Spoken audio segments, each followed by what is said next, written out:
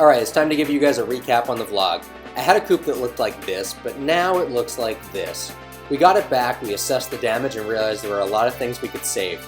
So I went out to California and bought this red hatchback with a blown engine, and I shipped it home. We took the engine out of the coupe, we took the engine out of the hatch, and then my hard drive crashed, and I lost all the footage from 2017.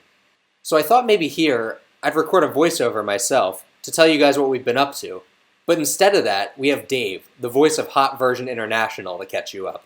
Thanks, Eric. I'll take it from here. Instead of putting the coupe's 4AG right into the hatch, the guys decided to have it fully rebuilt here at Headmaster Automotive, located just outside of New York City. After being pleased with the engine work they did, the decision was made to drop the car off with Headmaster to install the engine and get things running. It's been a while since we've seen the car. It's time to see what's under the hood. Wow, there's an engine in this car again. A fully rebuilt 16-valve 4AGE. It doesn't look ready to start though. The interior doesn't look as good as when we saw it last either. Time to tow the car home, if AAA ever picks up the phone. What's taking them so long? Finally, the tow truck had arrived, and it was time for the guys to work on the car again.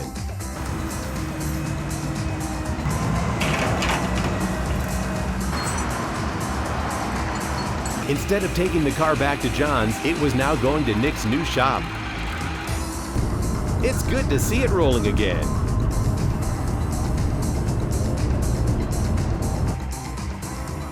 And the AE86 has arrived safely. Time to get to work.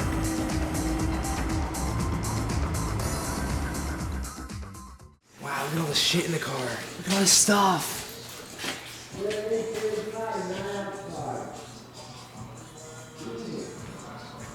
It looks like it's gonna be so easy to work on.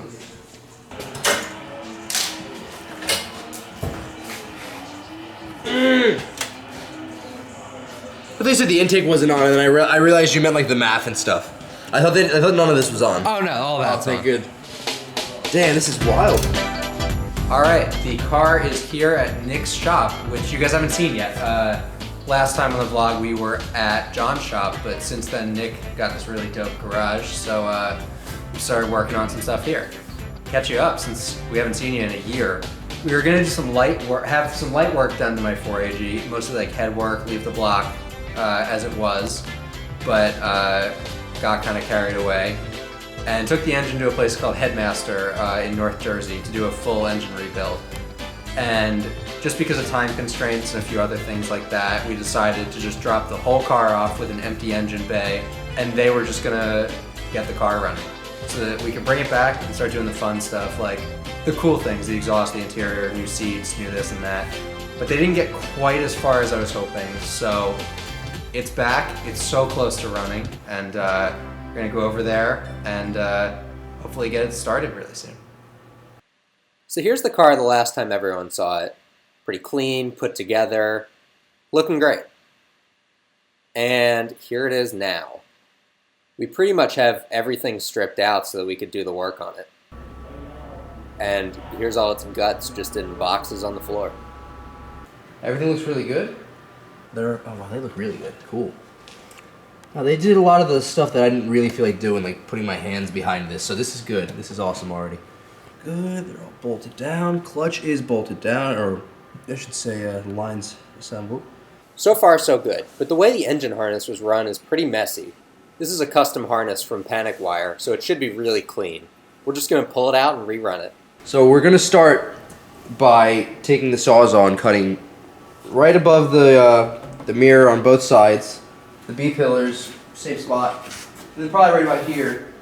No, you don't need to. Just cut straight across there, and then we're just going to take the entire roof of the car off and put it on the coupe. There's a body shop down the road that's going to straighten the frame and do the best they can do. We re-engineered the suspension in the rear. It's actually independent rear on the coupe now, and we made it work with the bent panhard bar that he had from the incident. So hopefully that gives us some grip. Hopefully the weight on the coupe, like, you know, the added weight, and like we're gonna have custom fiberglass windows and stuff. So everything's gonna be great. And then we're gonna take pretty much the front clip from this S14, and it's just we're gonna put the 16 valve in it, and it's gonna be great. They'll both probably run before my car does. That's it. It's basically already out. I don't know if I can do this with gloves on, honestly.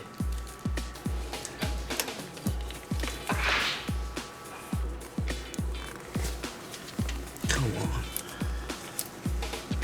Nothing wants to work tonight. Come on. Oh, yes. Cool.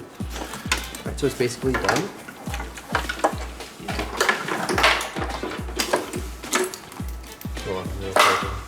Okay. Yep, that's it. Alright, that's it. Engine harness is out. And it's time to clean up some spaghetti under the dash. Alright, so we removed the engine harness.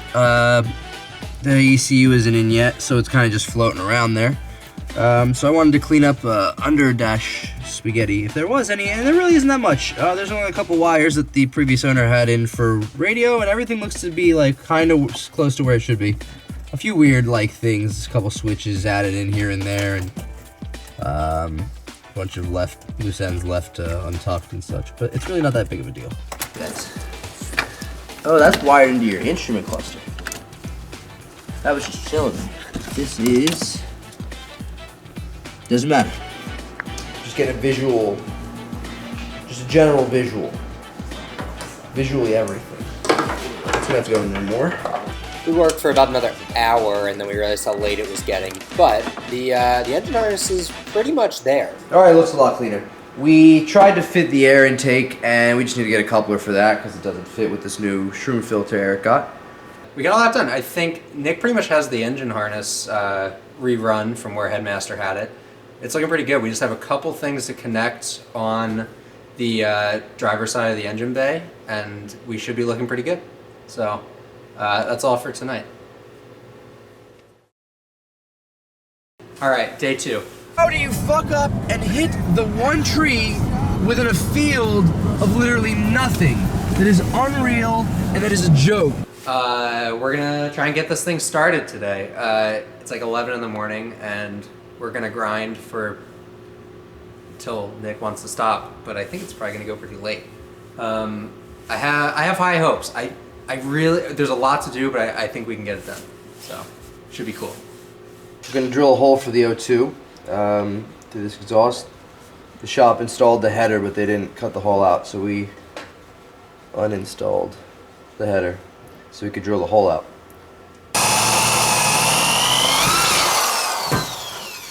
Alright, so there's a hole in there now, but there's no way I'm gonna get in there with this.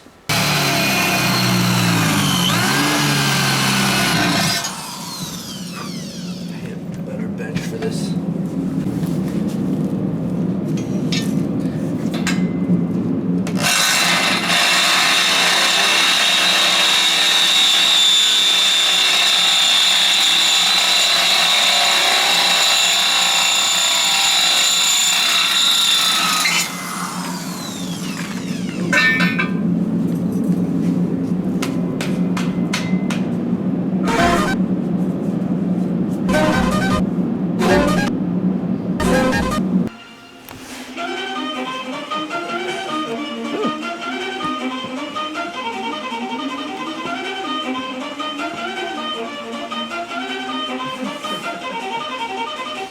Alright, the super cool HKS filter is off, and putting this stupid Spectre one on because it's like an inch and a half shorter, and that's just enough clearance to get it in here. So it's gonna be dumb, but it'll be good for now.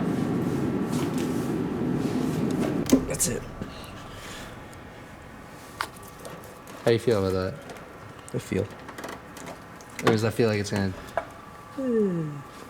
Please? Intake's on, but it's not that great at all. But it's a pretty good temporary solution. Alright, cool. It's time for rad stuff, for fan stuff. This is all stuff from Battle Garage. Grant has been awesome throughout this whole process. He's been like hooking it up real hard, and I've been just texting you. Customer support is fantastic. Yeah. Any question you have, he's on it. Yeah, personal phone number for texting. Customer support is really kind of the best thing ever. I think I have used it a little too much. Ooh, yeah. Cool. Nishi dual fans, which I had before, but they were a little bent up when the car rolled. Yo, the air freshener. Nishi air freshener. Got a suction cup. That's awesome. Oh yeah. Make sure this mounts up right. I'll flip it around. Yeah, there you go. One bolt's gonna go up here. Yep. Oh, it's perfect. Beautiful. So good. We'll stick So those good. together first, and then we'll slide it in. Perfect.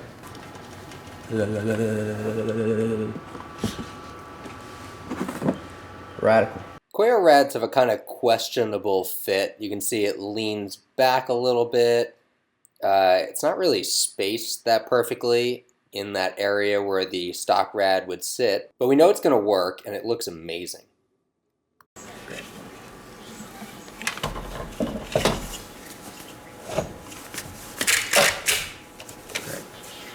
So we're kind of down to the wire now. We're close to getting it to turn over. Fuel lines are done. Harness is plugged into every respective house for the connectors.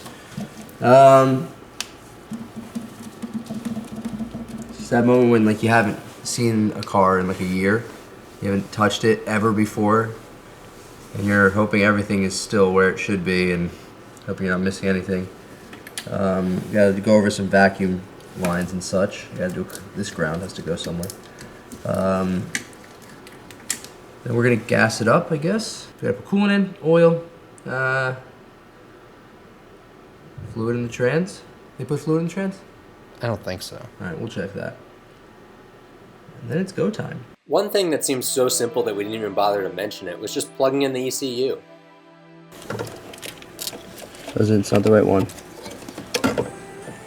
Did I not get plugged into this ECU?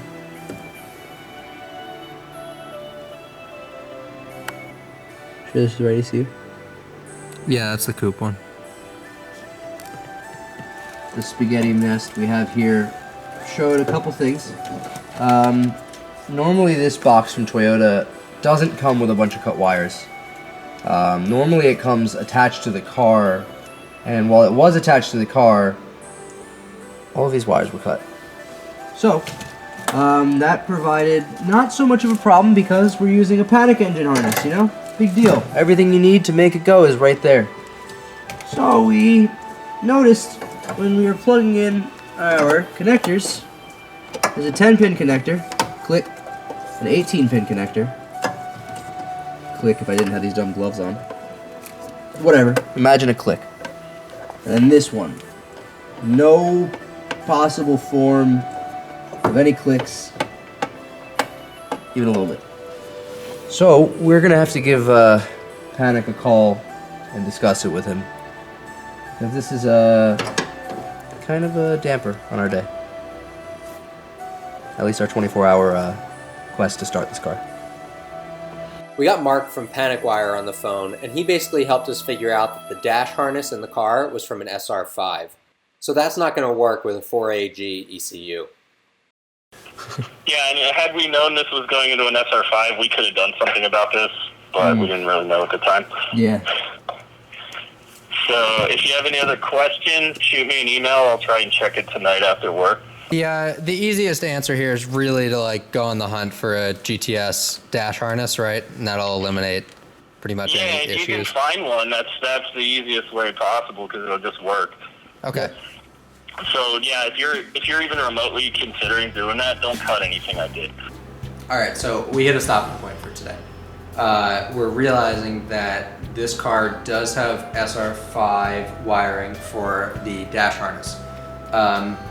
And I kind of need a GTS dash harness to avoid really intense rewiring. So if anybody has a GTS dash harness that they want to sell me, please email me. The email will be like, I can't see the frame here. You can keep Is that the end? Right there. You can keep your headlight harness unless you want to sell it too. But we could always use more GTS headlight harnesses. Yeah, we really need that GTS dash harness though. So yeah, email. We did a lot today. We did everything today. We did everything except put fluids in the car. We can't finish the exhaust until we get a test pipe. And the plugging in the ECU. We were one plug away before basically being ready to electrically to start it up. I'm happy though. I'm really happy. Yeah, no, this is really awesome. I feel better that Headmaster couldn't have started the car if they tried. If they tried, they would have sat there and they probably wouldn't have even tried to plug it in. They'd be like, I'm just gonna cut it. Yeah. And they would have cut that or something. They would have just forgot about it. I think we got it back at just the right time. Yeah, I could say we definitely did. So that's it for tonight. You know, even though we didn't start it, it's just awesome to have the car back. It's been gone for so long, and it feels great to be doing this again. Thanks for watching the vlog, and we'll see you next time. Oh wait, I was just kidding. Wait. We looked in the box.